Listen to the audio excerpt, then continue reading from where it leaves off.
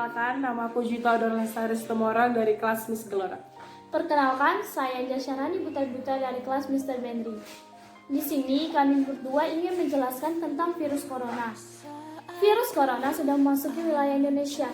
Bahkan hampir 34 provinsi di Indonesia sudah terinfeksi atau terjangkit virus corona. Jadi, apa yang ingin kami bahas? Yang pertama itu pengertian virus corona. Kedua, cara pencegahan virus corona. Ketiga, hal yang dilakukan pemerintah. 4. Hal yang dilakukan selama karantina. 5. Kesimpulan atau saran. Untuk mengenai pengertian akan dijelaskan oleh teman saya. Oke, lantas apa itu virus corona atau yang biasa kita dengar atau yang biasa kita sebut juga COVID-19? Virus corona atau COVID-19 ini adalah virus yang menyerang sistem pernafasan manusia atau sistem paru-paru manusia. Virus ini masih ada berhubungan dengan SARS dan MERS yang sempat merebak beberapa tahun yang lalu. Penyebab virus corona sampai ini belum ada diketahui. Tapi diketahui virus ini disebarkan oleh hewan dan mampu menjangkit dari satu spesies ke spesies yang lainnya, termasuk juga manusia. Diketahui virus corona ini berasal dari Wuhan, Cina, dari kota Wuhan, Cina, dan ditemukan sekitaran bulan November atau Desember. Nah, pertama-tama pada awal-awal ditemukan virus ini banyak sekali orang-orang yang di kota Wuhan itu tiba-tiba pingsan di tengah jalan, kejang-kejang di tengah jalan. Jadi itu mereka masih belum tahu mereka itu kenapa. Lalu diperiksa ternyata mereka sudah terjangkit corona atau virus COVID itu sendiri. Nah, lalu semakin ke depannya, semakin masuk bulan Januari, Februari, bahkan sampai saat ini virus corona sudah banyak ditemukan di berbagai negara, termasuk di negara kita sendiri ini di sini. Nah, juga di Indonesia sudah lebih dari 8.000 jiwa yang terkena virus COVID ini, dan lebih dari 1.000 orang itu sudah, ya puji Tuhan mereka sudah sembuh, dan yang sudah meninggal sudah sekitaran 600 lebih ke atas, seperti itu. Lalu bagaimana cara kita untuk mencegah virus corona ini? Cara pencegahan virus corona itu harus berasal dari diri sendiri. Mengapa? Karena kesehatan itu ataupun yang ingin kita lakukan itu harus berasal dari hati kita. Oke, sekarang saya akan membahas dengan cara pencegahan virus corona. Yang pertama itu lakukan pembatasan sosial. Maksudnya satu pembatasan sosial ini sangat berguna. Artinya itu kita harus menjaga jarak kepada orang minimal 1-2 meter. Baru kita juga hindari keramaian agar kita tidak terjangkit atau virus corona ini. Karena virus corona ini mungkin kecil tak terlihat tapi mematikan bagi kita. Baru yang kedua, untuk menghindari virus corona ini, lakukan olahraga. Mungkin kita dirumahkan oleh pemerintah, tapi bukan berarti kita rebahan, kita tidak melakukan olahraga. Olahraga sangat dibutuhkan oleh tubuh. Olahraga sangat penting juga bagi tubuh. Untuk apa? Untuk menjaga kedaya tahan tubuh dan stabilitas tubuh dan kekebalan tubuh. Maka olahraga sangat penting bagi kita. Dengan cara melakukan olahraga di rumah itu banyak, seperti melakukan senam-senam kecil, kedua melakukan yoga, melakukan apapun pokoknya yang berhubungan dengan olahraga. Yang ketiga, lakukan pola makan gizi seimbang. Gizi seimbang adalah susunan makanan sehari-hari yang mengandung zat-zat gizi dalam jenis dan jumlah yang sesuai dengan kebutuhan tubuh. Dengan memperhatikan prinsip keanekaragaman atau variasi makanan, aktivitas fisik, kebersihan, dan berat badan ideal. Apa manfaat makanan bergizi? Yang pertama, menjaga keseimbangan metabolisme tubuh. Yang kedua, mempertahankan kestabilitas tubuh. 3. Menjaga kesehatan fungsi organ. 4. Memperkuat konsentrasi dan daya ingat. 5. Meningkatkan sistem kekebalan tubuh. 6. Menjaga kestabilan emosi. 7. Membuat penampilan selalu kelihatan awet muda. Oleh karena itu, untuk yang keempat sampai ke-6 cara pencegahan akan dilanjutkan oleh teman saya. Nah, untuk yang selanjutnya atau untuk yang keempat, kita itu dianjurkan untuk berjemur. Pagi hari merupakan waktu yang paling tepat untuk berjemur di bawah sinar matahari pagi. Di waktu inilah sinar matahari masih belum terik sehingga kita mendapatkan manfaat gratis kesehatan alami dari sinar matahari. Sinar matahari memiliki beberapa manfaat. 1. Tubuh manusia tidak dapat memproduksi vitamin D dengan sendirinya. Terlebih, kandungan vitamin D ternyata cukup terbatas hanya dari jenis-jenis makanan tertentu saja. Solusi mudah dan praktis di dalam mencukupi asupan vitamin D adalah dengan memanfaatkan pancaran sinar matahari di pagi hari. Nah, jadi kita itu dianjurkan untuk berjemur di pagi hari dari sekitaran jam 9 sampai jam 10 pagi atau jam 11. Lamanya itu 15 menit seperti itu. Selain itu, sinar matahari berpenting di dalam menjaga merawat kesehatan kulit kita.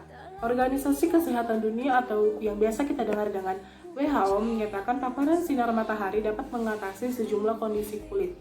Sejumlah dokter pun merekomendasikan radiasi sinar UV untuk menangani kulit berjerawat, eksim, sakit kuning, dan psoriasis. Akan tetapi, radiasi sinar UV ini mungkin tidak dapat kita berjemur lama-lama seperti itu, karena yang tadi aku bilang akan mendapatkan efeknya.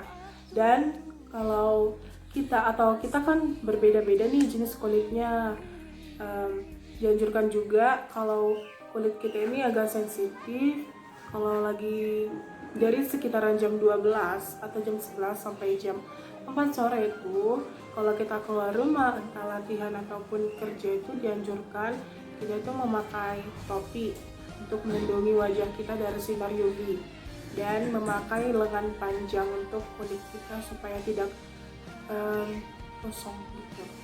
Lalu untuk selanjutnya yang kelima, istirahat yang cukup.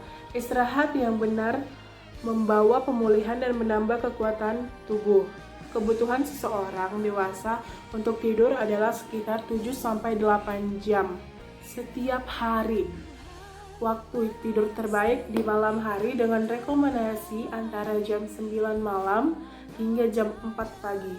Oleh karena itu, kita diliburkan bukan berarti untuk begadang, melainkan untuk tetap di rumah dan jaga kesehatan agar imunitas tubuh tetap kuat.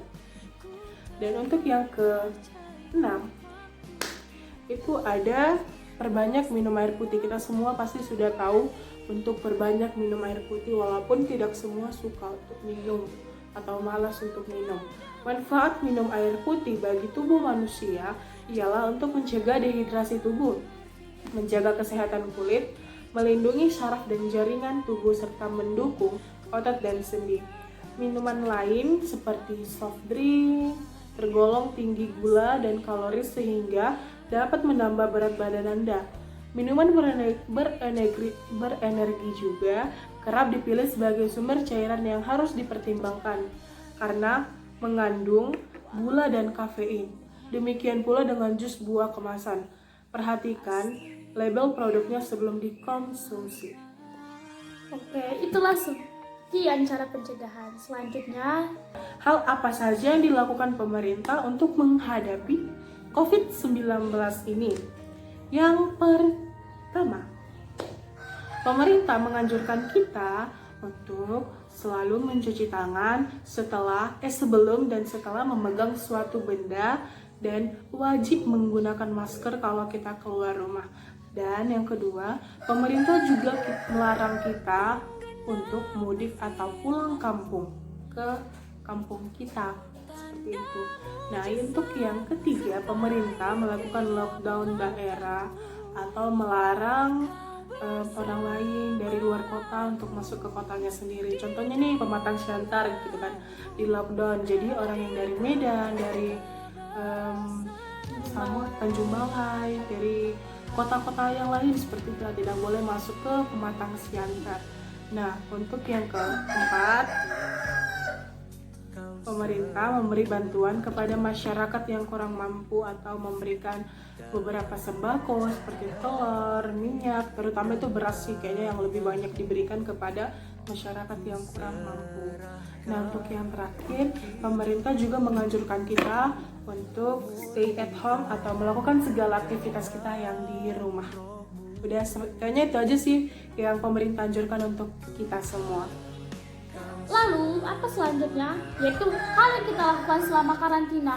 Mungkin selama karantina kita itu bosan, merasa bosan gitu ya kan. Kita harus lakukan hal yang positif seperti kita nonton film yang belum sempat kita tonton. Yang kedua, mengerjakan tugas-tugas sekolah. Belajar dari rumah itu udah kata-kata pemerintah, apalagi khususnya Pak Presiden kita. Yang ketiga, kita harus tambah hobi kita seperti memasak, menjahit, bermain bulu tangkis. 4, mungkin kita kadang merasa bosan. Ya udah lakukan permainan-permainan yang bisa dilakukan di dalam rumah seperti bermain congklak, bermain boneka, bermain mainan. Tuh guys, jadi untuk kesimpulan dan saran, saya silakan teman saya untuk menjelaskannya. Nah, untuk kesimpulan dan sarannya, kita tidak boleh anggap remeh dan tidak melakukan pola hidup yang sehat. Kita juga selama stay at home, seperti yang sudah kita bilang sebelumnya, kita harus tetap jaga kesehatan kita, jaga imunitas tubuh kita, dan memperbanyak imunitas tubuh kita itu agar tubuh kita tetap bisa sehat, supaya terhindar dari virus-virus yang lainnya. Karena hidup kita itu sangat berharga untuk kita sendiri, supaya kita dapat untuk selesainya pandemi ini kita dapat belajar lebih dan kita dapat mewujudkan cita-cita kita lagi. Nah, untuk sarannya, sebagai masyarakat Indonesia kita harus tetap mendengar dan melakukan anjuran-anjuran yang diberikan pemerintah kepada kita, dan kita dapat melaksanakannya agar dapat menghentikan penyebaran virus COVID-19 ini di Indonesia. Tetap di rumah dan jaga kesehatan. Mari kita bersama saling mendukung para pejuang yang berada di garis terdepan dan menyelamatkan pasien yang terinfeksi COVID-19. Sekali lagi, stay at home. Buat kita rakyat Indonesia juga, tolong bantu pahlawan dan kepala negara kita. Mereka sedang berjuang, bersusah payah dalam menanganinya. Dengarkan anjuran, saran, bahkan perintah dari kepala negara kita, dari mulut-mulut para dokter. Semua itu dilakukan demi kebaikan kita. Jangan tambahin masalah, satu masalah kita belum selesai. Mari tetap di rumah, jaga kesehatan karena hidupmu berharga. Dadah!